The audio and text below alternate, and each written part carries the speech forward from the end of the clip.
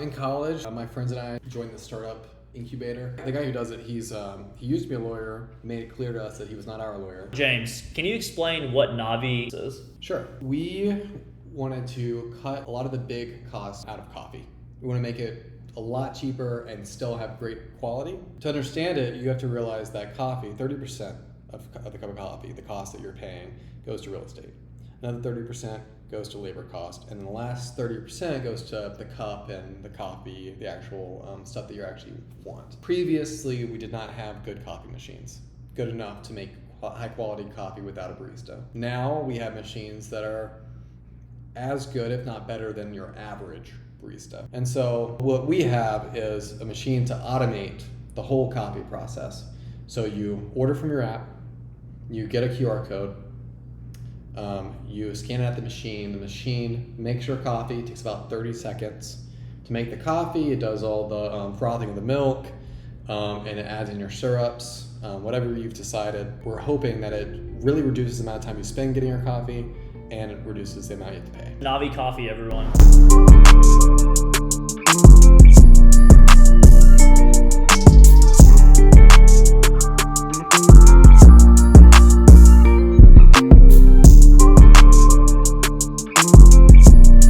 Yo, what's going on, guys? Welcome back to Sippin Soju, episode 11. We have a very, very special guest, long awaited. We have Mr. James Ridgeway. Nice to meet you guys. Let's go. So before we kick things off, actually, the reason I convinced James to be here is I told him there'd be a wine tour. So went to a local winery. The images are flipped because, you know, we don't have the equipment to really capture the right some of the footage, but this is a semi-dry red wine. It's okay. I usually don't do screw tops, but It's nice and chilled. Yeah.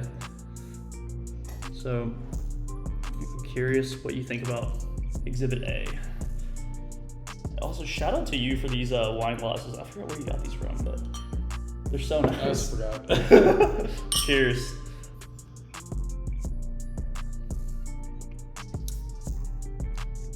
I like it. It's like a dry, very berry. Yeah.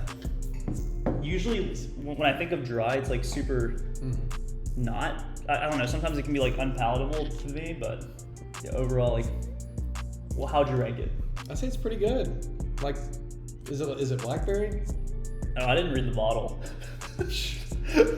I think it's like a berry blend, maybe.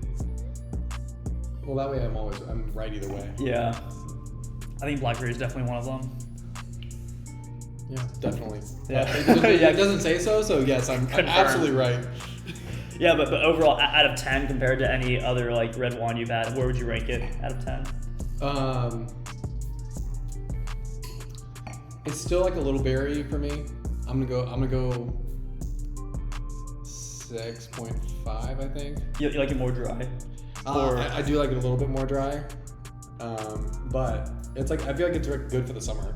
Okay. Like if I was gonna drink summer, like I wouldn't choose the other red wines that I like that are a little more dry. I'd choose this. Gotcha. Hey, you heard it first, Wallerstein. Go find them. No, this is super cool. They have a lot of these screw top bottles. Yeah, we should definitely go sometime. It'll be fun. Yeah, let's definitely go. And when you sit outside and have this, would be good.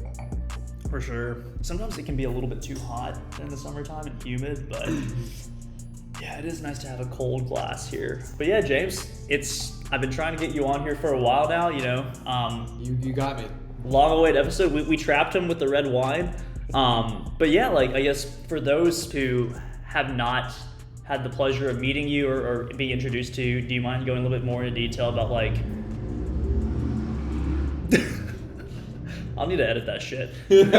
James, do you mind going into a little more detail about your background as to like where you're from, where you went to college, and where you are right now? Yeah, I went to high school with Max. We played soccer together, kicked ass. Can I curse on this podcast? Yeah, no, it's unfiltered. Yeah. Okay. Oh yeah, you're right. It is unfiltered. Let's see. Then I went to Wake Forest with Jonathan, previously on the podcast. Great guy. Confirmed. So I went to Wake Forest, majored in math and econ, ended up at Epic, made Max come to Epic for at least a short period. Do a lot of software work. Awesome. And we're both currently in Madison, Wisconsin right now. Yep. So yeah, honestly, like it's so cool that we like are both here right now, and we were best friends in high school. Quite a few people thought we were getting together because we said we're moving to Wisconsin together. There were a lot of questions. Yeah, there's also a moment in time where we won bromance in the high school yearbook. I can throw a picture of that in the edit. That didn't help any of the rumors. No, it did not. But yeah, I guess like, so in college you studied math and econ. I guess like what made you interested in those two fields in particular? So I took econ. It was just kind of an interesting way of thinking, where like I don't know, I really latched on to the idea of there always being a cost to like doing something and a cost of like not being able to do something else. So the opportunity cost. I thought that was really cool learning about that. It was just a different way of thinking than how I thought before, and I think it changed a lot of how I like spent my time in college. Okay. Going like before you even took classes on like economics in college, in high school, you like had the chance to take like a couple of probably intro ones, right? Yeah, we took the one intro in high school and it was fine. Like, but I mean, like I love the teacher. Yeah. Mr. T. Yeah, Mr. Townsend. Yeah, he was great, but I don't feel like I really understood it until college. Gotcha. So like that intro course made you more interested, even though you didn't like get the full breadth of what it entailed, right? Yeah, I do feel like it made me interested just because I like the teacher a lot. Okay. And then I ended up liking my teacher in college a lot, and then went all the way. Did a bunch of research. It was interesting. Going on the flip side, so econ with the opportunity cost, what made you decide math? Probably ego. I was like, this is really hard. Yeah. I mean, sure, fair enough. I think part of it was just like wanting to expand my ability to learn, because it was something like most of the time for most subjects I felt like I could learn very quickly, and I wasn't normally like stumped on a concept. There might be a lot to learn, and it might be like a lot. But yeah. Like from like math, I could spend like hours reading about a concept and still not understand it. It's like volume versus like actually being difficult to understand. Yeah, I feel like that was interesting, and I feel like it definitely helped my like ability to learn in general. Gotcha. Although I wish I kind of did computer science more than I did. Back to the computer science thing, and this is like one of my only regrets. Well, I have a couple of regrets. You know, it's in life, don't really have any major ones, but back in college would definitely also either minor or major in computer science, and then also would have totally monetized me going to Yale, making vlogs and stuff. I feel like that could have been a crucial opportunity missed, but gosh, your vlog career could have taken off. I know, and then here I am just like making vlogs on a farmhouse. So, you know, that could take off too. Yeah. It could appeal to a certain audience, you know, being a little bit out there, but. And then aside from just like your majors, what extracurricular activities did you do? I personally know, but like, could you say it to? Yeah, one of the main things I did was I led outdoor trips. So a lot of whitewater kayaking trips, snowboarding trips, to hiking trips, backpacking, all that kind of stuff. It was a lot of fun. I dealt with a lot of different types of people with a lot of different skill levels. My favorite was taking someone for whitewater kayaking who didn't know how to kayak. They also didn't come to our safety like thing where we like had everyone get in the kayaks and turn over and do everything. So we were going to give them their safety training like right when we got to the river, and we did that. And then we realized they didn't know how to paddle straight. But like kayaking, you guys are together, right? Or is it solo? So yeah, everyone's in their own kayak, and so like I followed behind the two that couldn't. Yeah. And like just like that was my entire job, was I stayed behind the two. Luckily, we had two other guides for this trip, and so I stayed behind them, and like literally like we would go down, they would get trapped behind something because they didn't know how to paddle and they couldn't like aim where you're going, and so I would have to like push them, which pushes me in the opposite direction, and so like I end up in like some horrible position. Yeah. And then I had to get out of it, and then I had to like go back and find them and get the next position and push them out. How like rocky or like how bad was the terrain? I've only been like once with family, and it was like pretty rough. It's like medium rough if you like, but it's that's not bad if you follow the right path. But if you have like zero control over where you're going, yeah, it gets bad. They got really good by the end, but they were just so tired by the end that they couldn't. They couldn't, but they got good at it. They're tired from you steering in the right direction. I mean, they were trying. Yeah. They just. I don't think they ever got the hang of like paddle evenly to go straight. Paddle. They just didn't get the hang of it. Fair enough. And how long was that trip like duration was? It was supposed to take like around 2 hours or so. I think it took us 4. Oh my god! No wonder you're taxed. Like I feel like I think it took us 4 because they like we had to like literally like for even the straightaways I was like literally just like pushing them along. Like they got better, but it was a trip. Oh my goodness! The fact that they survived and like no one got injured, that's like a accomplishment right there. I had to jump out of my kayak one time because I thought that they were gonna because like they had like a limb like this and they went under it. And I like they got stuck, and I was like, "Oh wow, I can't have anyone dying while I'm leading. Yeah, that would yeah. really not be a good look." That's super cool. That like I know like you've always enjoyed like outdoorsy type things. Like aside from just having to teach people that didn't know what they were doing or like what they were expecting, what other like challenges did you face from like leading like these outdoor type trips that you weren't expecting? I feel like dealing with a lot of different types of people. Like for instance, one trip that in particular we went backpacking, and it got way colder than we were expecting. Okay. Like way colder. Like as in like part of the part where the mountain where we were supposed to stay on was actually closed because it was too cold. Gotcha. And so like we stayed at a lower portion of the mountain, but like it was still freezing. And like dealing with the types of people, like a decent number of them were like they were fine. They're like we're gonna get through this. We're gonna have fun.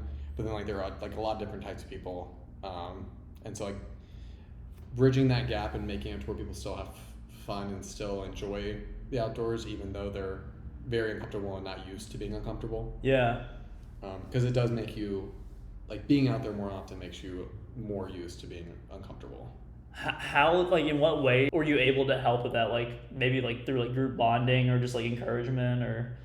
A lot of group bonding, lot of encouragement, a lot of, trying to keep people's mind off of it, to, like, we had a lot of talking, we had a lot of, like around the campfire, like, people getting very close. Yeah.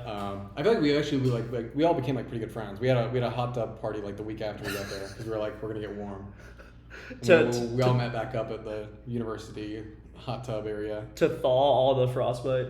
Yeah. we bought them all because like it was cold. Like we bought them all coffee.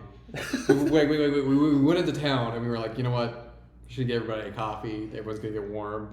It was cold. Like it was a cold time, and we planned some like we were prepared like with the like better sleeping bags than we thought we needed, but it was cold. The fact that you said it was cold, I feel like you and I are both like very warm-bodied individuals. We like the AC on, like 60s is perfect. That must have been rough for people that normally aren't as warm-bodied. Yeah, and it's just like the little things like having to clean your plate. Like you get a little bit of water in your hands, and like you're just cold, and people, some people like clammed up a little bit, but most were ready to go. Gotcha. Made it through, became a team. That's awesome, man. And then outside of like outdoor type adventures, what else did you do? Let's see. I'm gonna refill some wine for both of us. Yeah, we might have to open this can. We're saving the best for last. Okay, I can wait. Let's see. I was an RA for a little bit, which was actually a lot of fun, minus the administrative bullshit. What else? I did the business fraternity, which was a lot of fun. Yeah. I planned our beach. Like we'd take a weekend to the beach, and that was kind of my job to plan. I used there was a lot of corruption in that process. Corruption, okay. Let's just say I had a really nice room both years. Must be luck of the draw. It was. Same reason why for 4 years in college I had the smallest room. Must have been luck of the draw. No corruption. I'm sure Calvin was messing with you. I'm sure he was He's always straight as arrow. He never lies. I'm sure whatever random number generator we use, it surely couldn't have made Calvin get first every single time. There was no finagling the back end. I could see him doing that, to be honest. I could actually see him going in because just inspecting, changing a couple lines, and then making. 100%, it was corrupted, or so I believe. But going back to what you said about coffee, though, really, really cool endeavor you started with your really good friends in college. Wondering if you could chat a little bit more about the process and how you started something really dope. And do you mind giving an intro about that as well? Yeah, in college, my friends and I joined the startup Incubator for Wake Forest, which was really, really cool process. I wish I'd done it earlier. We started it senior year, but Okay. we actually applied late to it because we didn't even know about it. We just applied we were we're gonna do this business regardless, but might as well apply. We get a few $1,000 from the university to do it, Right. and help from some awesome mentors. And so we applied. They contacted us despite being late, thankfully, and we got in. And so one of the first things, the guy who does it, he used to be a lawyer, made it clear to us that he was not our lawyer, but he helped us through some of the trademarking process so we could get a name and stick with it.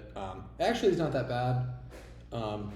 The USPTO website is not ideal, Okay. but as many government websites aren't.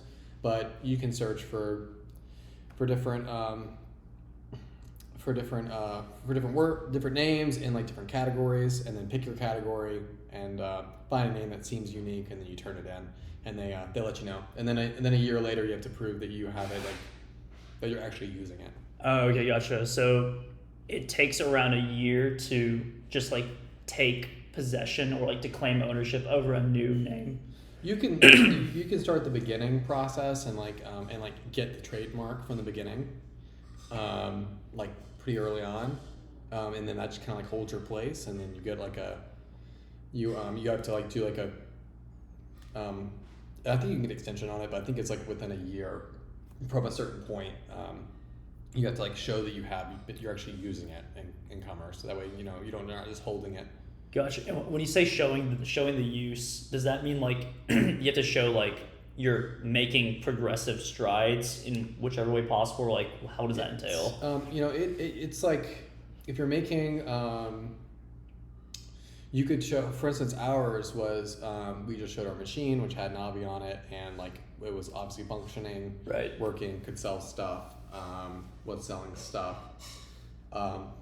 Other people might show the name on a T-shirt if they're making T-shirts. Oh, okay. It just depends. There's there's a whole criteria on what use actually means, and it depends on what class of goods you are. Gotcha. Okay. And so if your goods or if your services, and it's actually not the easiest thing. We actually failed our first one. Because I sent a picture in from our website, which you apparently can't use for. You can use it sometimes, but you can't use it for the way we were using it. I was trying to claim that we were services, and they were saying that we were not. Oh, okay, I see. So the name was fine, but trying to prove you were a certain category didn't work out the first time. Yeah, well, I was trying to say that we were services, which I think you can use online. If I remember correctly, it's been a couple months, 6 months probably, but they said we weren't, and so then I showed an actual picture of it, not from our website that worked. Gotcha. I'm very curious because this is something that I've been dabbling a little bit more into or trying to dig a little more research on, and it's at what point did you realize, oh, I have an idea, I found a gap maybe in an industry or the product, let me actually go from idea to acting upon it. When was that pivotal point for you? I mean, the point of no return was when we bought the coffee machine. We were, I think for a long time we were going through ideas. A couple of my buddies, we knew we wanted to do something. We were going through ideas, what we thought we were most interested in, what we thought, and combined with what we thought would do the best. And so we landed on this one and ended up in the incubator, and really that spending the money on the actual coffee machine was the point of no return. Like we have to do this now. We have to keep going, and we're gonna keep going until it works out. Gotcha. But so before you made that quote unquote life altering decision to put an investment like that, a huge investment if I will, for a college student, prior to that, did you already identify like the potential market size, like the business model you would use and all that stuff? Like all that was already solidified between you and your founders? Yeah, we had a business plan by that point that was fairly in depth, largely due to the incubator. Okay, gotcha. So yeah, we definitely like had our plans. We solidified that we think it's a good idea, and then we were like, okay, now like in order to do anything else, we have to make this purchase to like then like start building the software. Gotcha. And in terms of that incubator process, how long was that? It was supposed to be a full year. Oh wow. Okay. Like I said, we were late, and so we had about a semester and a half. Okay, gotcha. It's like nine months maybe. Yeah, and I think if we started junior year, we still would have like had the support. Ours actually ended kind of weirdly because of COVID. Oh right, yeah. We were supposed to have like this big like pitch day, and that kind of got canceled, which was kind of bummer. Yeah. Kind of a bummer, but we're gonna make it through it, and we got some more time. We worked on the machine a lot more since then. So. Gotcha. That is super cool. I never dabbled into the idea of like going through like an academically funded incubator, and I feel like that's a great way to launch ideas in like a more low risk environment, you know? Yeah, the incubator money did not pay for the machine closed, but it was nice. Yeah. It paid for the trademark cost, which isn't that much, but then it also paid for part of the machine. Gotcha. I'm curious if you're willing to disclose what is the average cost for like a trademark and like a patent and stuff like that? If you have trademark, you can do it for like a couple $100 by yourself. Really? Yeah, it's like not expensive. It's like just like copyright C next to like a name, or like what does that mean by trademark? I think it's like the little T. But it just means like no one else can like later come in and take your name. Oh, okay. There's like some other like specific rules about like you have to be across state lines and some other stuff, but okay. It just kind of it was for us. It was mainly like we want to, once we get our name, we want to stick with it, and we don't want to like have to change it later on. Yeah. So yeah, that patent process is expensive as anything. Like it's expensive. I know there's a provisional patent and there's like an actual patent. So we only did the provisional. We decided that it wasn't going to be worth it for us to do a full patent. We just software patents are a little bit more difficult than like something you've actually like hardware created. Okay. That's new. You might like a physical design kind of. Yeah, it's a little more difficult. There's like some laws around that make it more difficult, and we had some hardware things that we added in, but we decided that it just wasn't gonna be worth it. It was gonna be like it's probably gonna end up being like a little over $20,000 to do a full patent. Okay. We ended up writing the provisional patent ourselves and then turning that in to be like revised by a lawyer, and so that it's ended up being like a couple $1,000. And what that does is it just gives you a year to file the patent, and you like get your spot in line. And we decided it wasn't gonna be worth it. So a provisional patent really is only effective for a year, and then. Yeah, I think it's a year. That it's like basically just hold your place in line. You do some of the work ahead of time, like you have some synergy between the provisional and the actual patent. Yeah. The actual patent is just gonna be like way more. It was gonna be more expensive than it was gonna be worth it for us. Gotcha. I feel like the whole copyright process, if someone actually does like copy whatever you have and you do have a patent, get through that. Well, there's no way we could do anything for them. Yeah, until we like actually had some real money. Yeah. Like there's no way we could do anything. It might have protected us like later on, but really for copy, I think the big thing is less the technology that we're creating. It's more the ability to keep it high quality, and that's really hard. It's a software and the actual like combination of the machine that you guys created. We took the machine and we said, okay, we want to be able to order from an app. You'll get a QR code, you can scan it, and then we wanted to also add on like syrups and machines. So eventually, we actually have not gotten to the point where we can add in ice and make iced coffee and stuff like that. But eventually, we wanted to be at that point. So a lot of research into like how Coke does their machines. Gotcha. But it was. It's less about the actual technology, because like Coke could pick that up at any point, or like really anyone could, but and people still do have like coffee vending machines. Okay. The issue I think with them is that people don't have the control over them. A lot of times they do what is it called when you franchise. Oh yeah. So a lot of times they franchise them out, and you don't get like a lot of control. And coffee, you have a lot of places where you can mess that up, and where you can make really shit coffee despite having otherwise a good setup. And I think that's why you see it's probably why Starbucks succeeded. They don't do any franchising at all. It's like they are all owned by the same. And you had a lot of other places pop up like Starbucks who also franchise, and they just weren't able to keep the quality high like consistently. Gotcha. And like for instance, if you don't maintain the machines every day, if you don't make sure the beans are fresh every day, if you don't have fresh everything, right, it messes it up like immediately. It's a lot more. It's a lot less stable than other goods that are more easy to franchise. Yeah, for sure, man. That's so cool that you and your good college friends like were able to not only come up with the idea, but also like you guys have a physical like machine that you're working on. We do have a machine. It does kind of work. That's insane, man.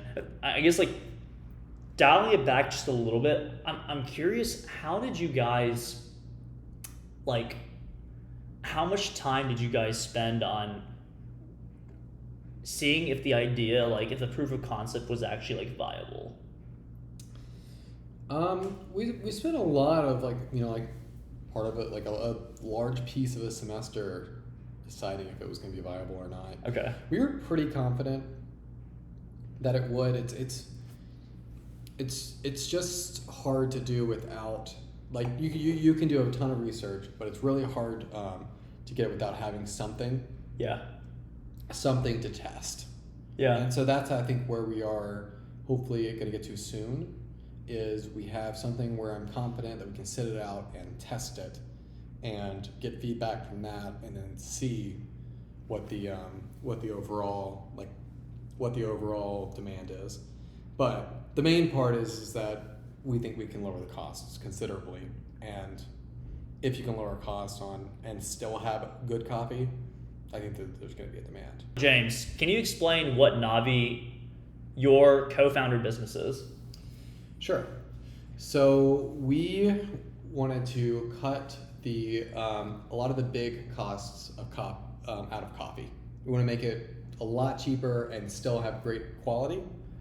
And so to understand it, you have to realize that coffee, 30% of the cup of coffee, the cost that you're paying, goes to real estate.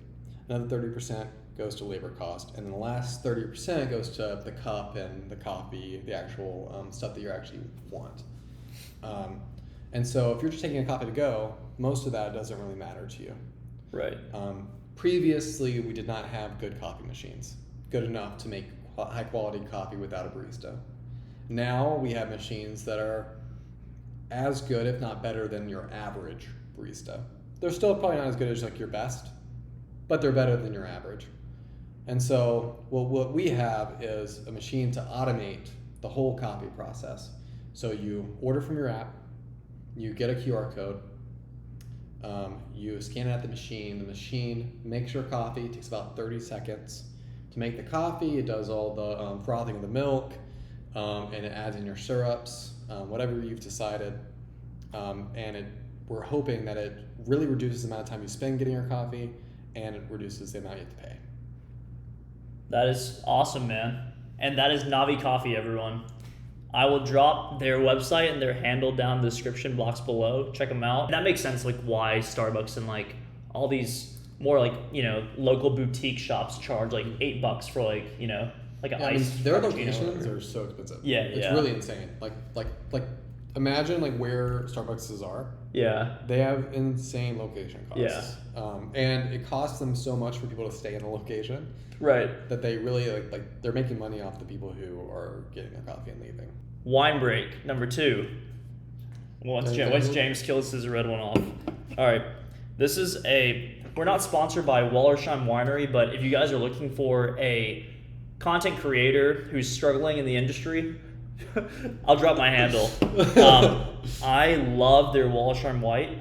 You know that I don't like white wine, and I'm excited. This is a banger. Because if this is good and it's in a can, like, this is gonna be awesome. I know, like, exactly. That was actually, so background story. I discovered this through a wine tour at Wallersheim, and when I saw them like open up the white wine in a can, I was like, dude, what even? Like, it is sick.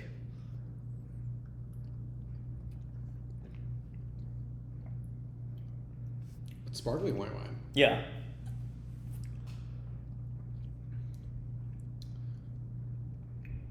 I like it. It doesn't taste like Traditional. Like it doesn't taste like it doesn't taste like a normal sparkling white wine. But I really like it. I would totally drink this. Awesome. What would you rate it at 10? Like, wines or just drinks in general? Because, like, I would drink this. I'd give this like an 8 on like just like any drink. Yeah. For wine, I'd be kind of weird if I That's true. But I like it a lot. Yeah. I'm gonna go 8.25. Okay, there we go. Hey, and each of these cans is 2 glasses apparently. So I can be out at the beach and I could just be. Yeah, you can be housed. I mean, granted, like, because I could drink these easy. Like they go down so smooth. James, I think the limiting factor is not the drinkability, but it's the cost. Each of these cans is $7. but honestly, those are like, 2 glasses. Yeah.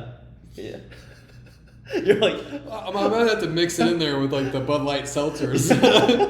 Yeah. Maybe just straight Dubra. To all my New Haven friends, man, yeah, Dubra, never drink that again. That stuff will actually kill you.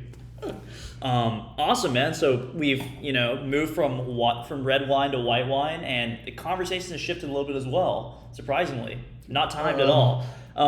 So these next couple of questions are more so just rapid fire, just like for the audience to better know who you are, James. Well, shit. So first question is, what are you most proud of? If you could highlight a defining moment. Most proud of? Or proudest accomplishment? To be honest, I think it was becoming social. Because I feel like I was like insanely like debilitatingly shy. Yeah. Up until we became friends. I would even say like probably a little bit after. Yeah.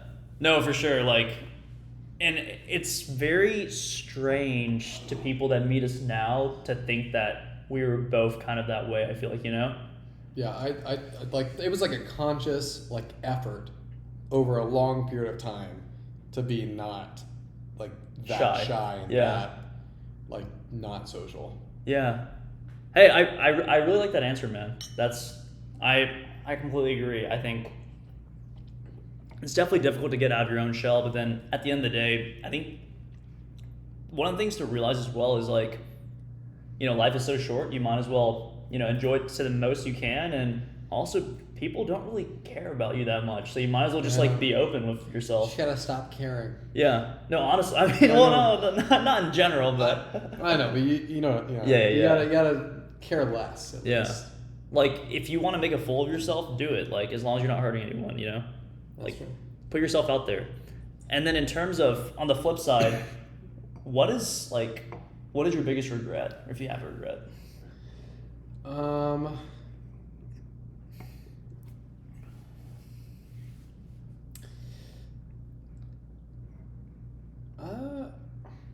I feel like I could have chilled out a lot in high school and early college and worked a lot less and maybe picked up some cool projects. Yeah. Like I feel like it would have been really awesome if when we were in high school, like we were like, let's do a business. And I focused a little bit less on school maybe, and I because we were hyper focused on school. Yeah. At least I feel like you were too, right? Yeah. We're pretty hyper focused. Putting a lot of effort. I mean, it was pretty important to us. You did fall asleep that time reading A Push History.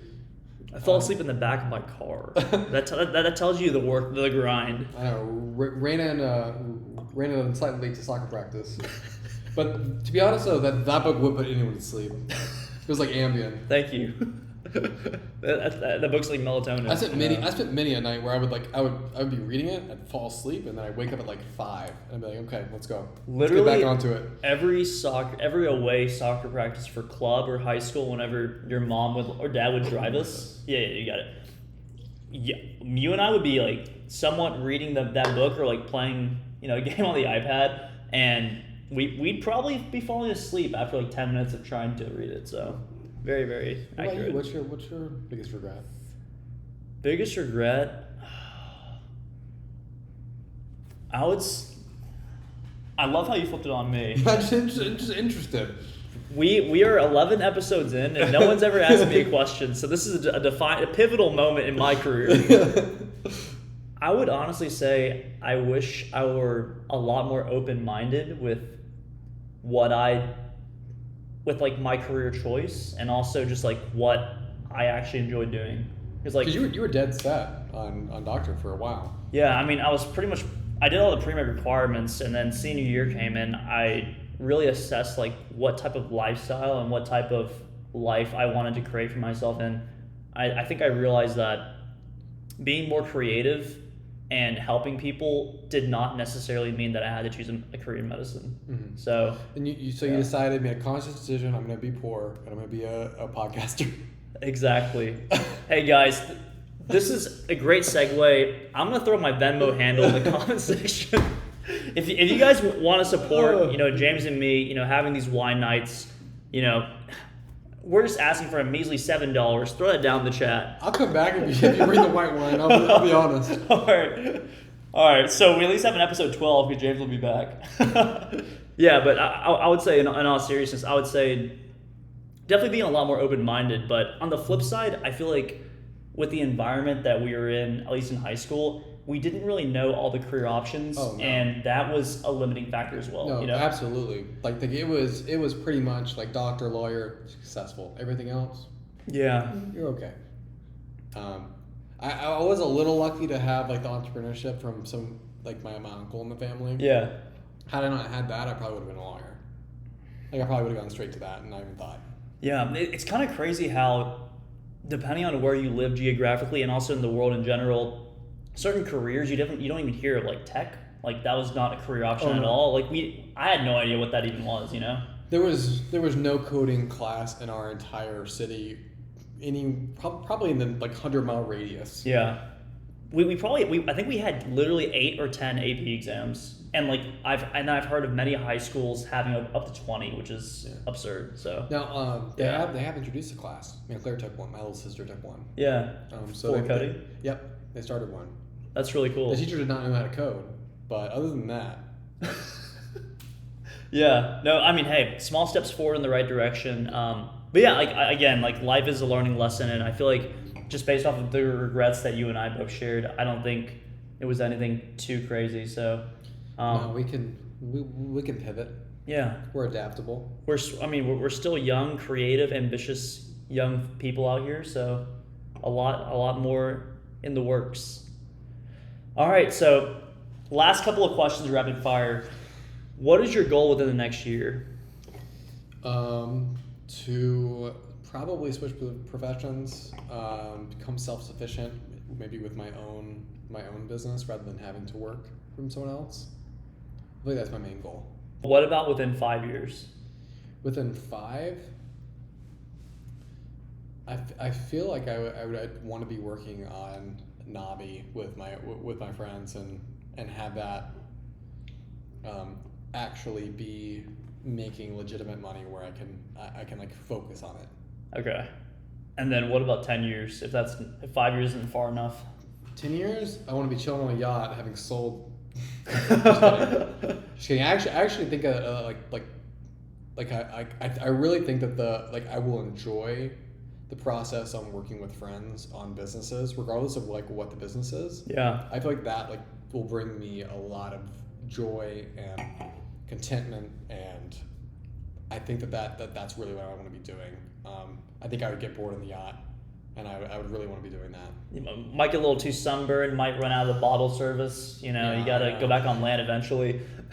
No, I in all seriousness, I completely agree with that statement.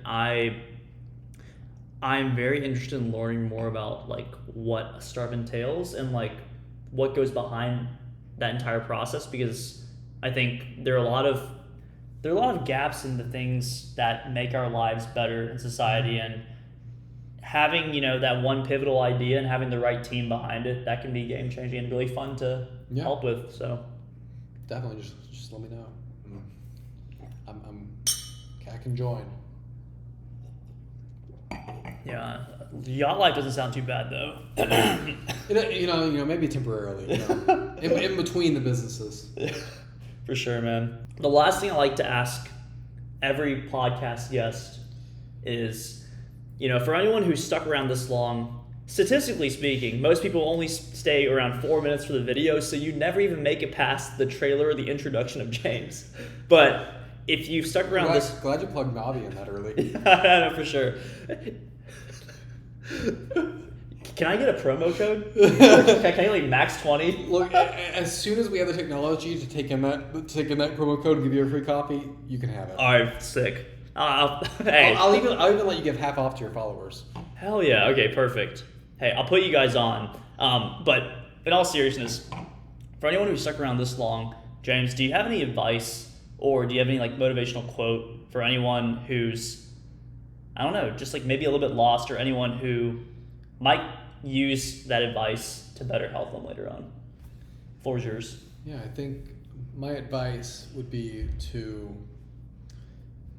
think about what you want. Really take a second and like really do away with all of the other things that are affecting your decisions, and think about what you actually want, and then think about how you can get there, and be willing to take risks in order to get there, because it will be worth it in the end. Thank you so much for being on the podcast, James. This has been a long-awaited episode. All right, I'll see you guys in episode 12. Peace.